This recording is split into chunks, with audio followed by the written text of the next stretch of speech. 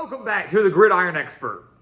We have ranked every single quarterback from every Power 5 conference, and today, guys, we are finally bringing all of those rankings together as we rank the top 10 quarterbacks in the entire country heading into this upcoming college football season.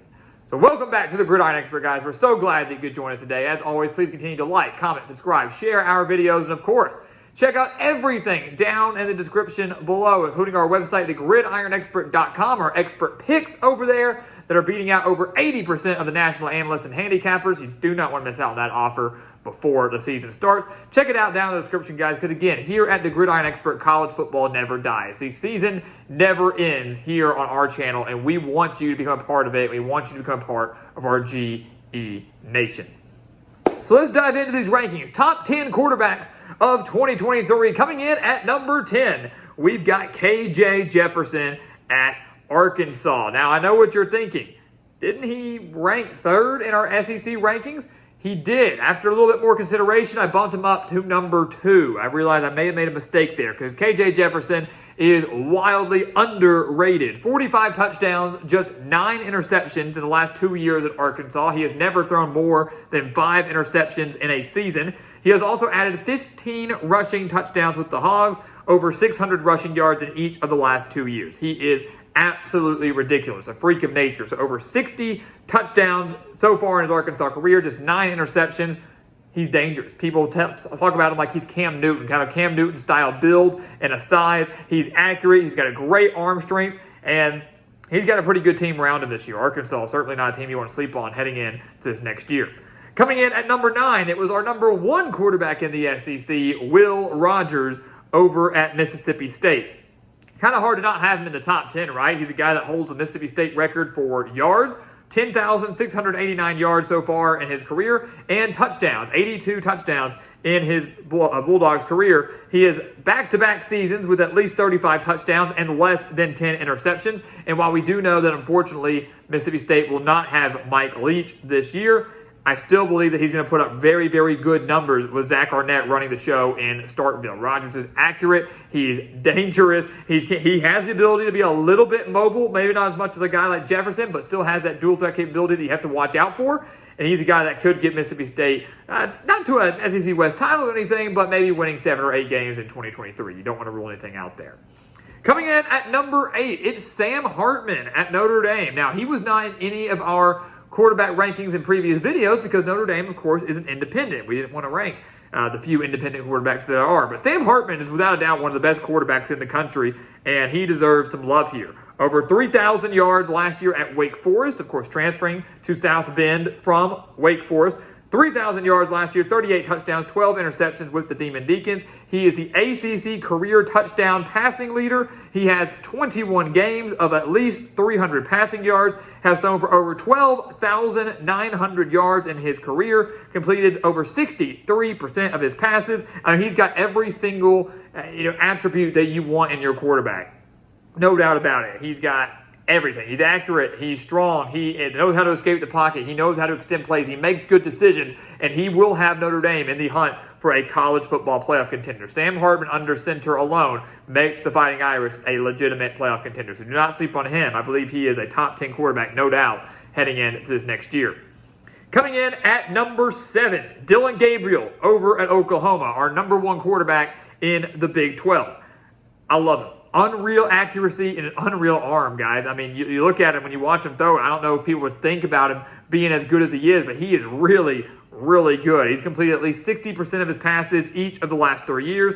Threw for over 3,100 yards, 25 touchdowns, just 6 interceptions last year with Oklahoma. Also added 6 touchdowns on the ground, so 31 touchdowns total. And he was banged up some last year. Let's keep that in mind, too. He was banged up a little bit in 2022. And when he's fully healthy, though, he's one of the best quarterbacks in the country. No doubt about it. And I truly believe that under Dillon Gabriel, with a fully healthy Dillon Gabriel, Oklahoma will be much better this year than their 6-7 record showed last year. Coming in at number 6, Cam Rising at Utah. Listen to this stat, guys. There were only 5 quarterbacks in the country last year that had a higher QBR than Cam Rising. Only 5. C.J. Stroud, Stetson Bennett, Caleb Williams, Bryce Young, and Hendon Hooker. So you had the number 1 and number 2 overall picks in the draft, what you had there. And then you had the two-time national champion winner in Stetson Bennett, the Heisman Trophy winner in Caleb Williams, and a guy that probably should have won the Heisman Trophy in Hendon Hooker. It's pretty good company to be in if you're Cam Rising. He's thrown for over 5,500 yards and 46 touchdowns in his career, just 14 interceptions. Also rushed for over 950 yards in his career. Obviously got injured in that Rose Bowl loss to Penn State, which is a heartbreaking way for Utah and Rising season to end. But keep in mind, he has won each of the last two Pac-12 titles, has gotten Utah to 2 straight Rose Bowls, and they have a very good chance to do it again in 2023 if, of course, he can return to full strength and full health by the beginning of the year. But Cam Rising, some elite numbers and some elite company to be in, coming in at number 6 in our quarterback rankings. Into the top half, number 5, Jordan Travis at Florida State. I love him. He was our number 1 quarterback in the ACC, took a major step forward last year under Mike Norvell, threw for over 3,100 yards, had 31 total touchdowns, and his dual threat capability is what makes him so dangerous.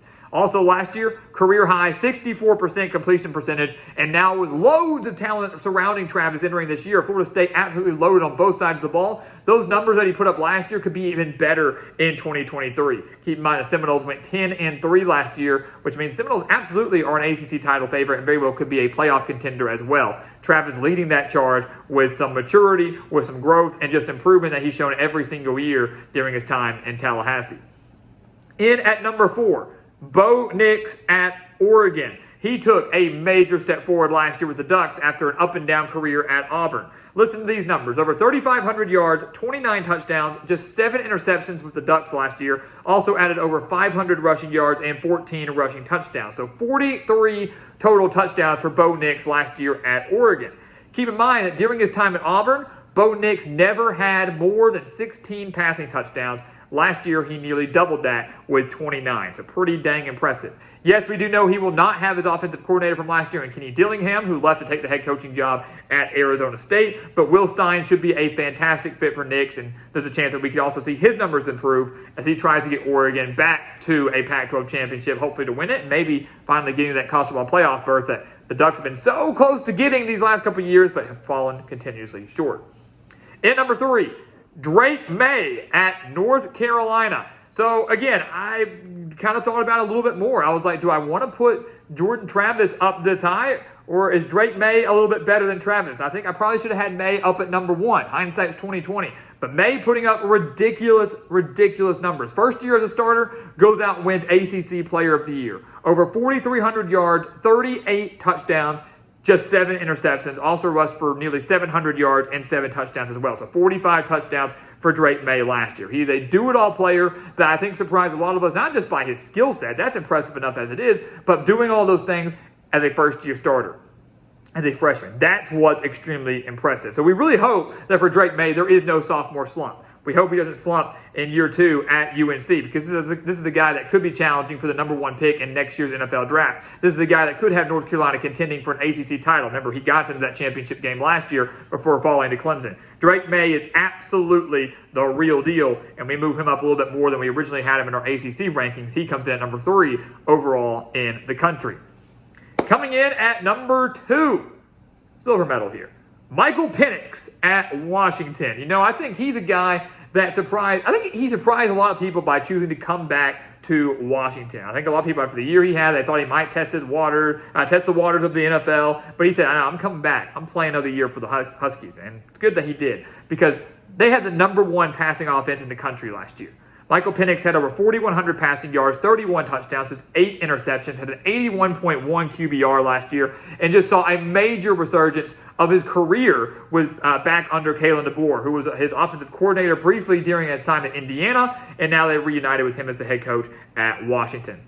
So it's amazing what you can do with solid coaching and also a year where he was fully healthy, as Penix obviously battled a lot of injuries during his time with the Hoosiers. But Washington is loaded with talent once again in 2023. Penix is back, and if he can stay fully healthy, he can improve on those numbers. And Washington, a team that won 11 games last year, is not just a Pac-12 title contender, but a college football playoff contender. No doubt about it. The number 1 quarterback in the country, based on our rankings, probably comes as no surprise. It is Caleb Williams at USC. Again, it shouldn't be a shock to anybody here. He was the reigning Heisman Trophy winner and continued to put up ridiculous numbers. Over 4,500 yards last year, 42 touchdowns to just 5 interceptions. Also rushed for over 380 yards last year, so over 4,900 total yards last year and 10 touchdowns. So he accounted for 52 touchdowns in 2022.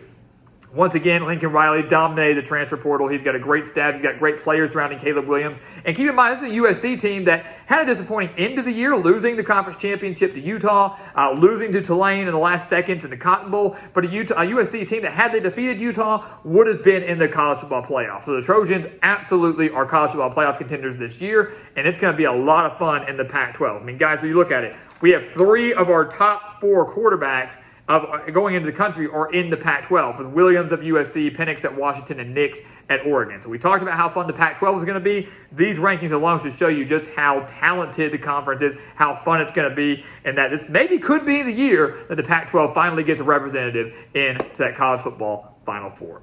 So guys, as always, thank you so much for watching us here at the Gridiron Expert on YouTube. Make sure to continue to like, comment, subscribe, share our videos. Of course, check out everything down in the description below, including our website, thegridironexpert.com, including our expert picks that you do not want to miss out on before those prices go up just a little bit. You don't make sure to take advantage of that to get some winnings, big-time winnings and good picks this fall. Take advantage of that, guys, and of course, become a part of our GE Nation. Check everything out there. The season never dies here at our channel. We want you to take advantage of that. And once again, guys, as always, thank you so much for watching, and we'll see you next time right here on the Gridiron Expert.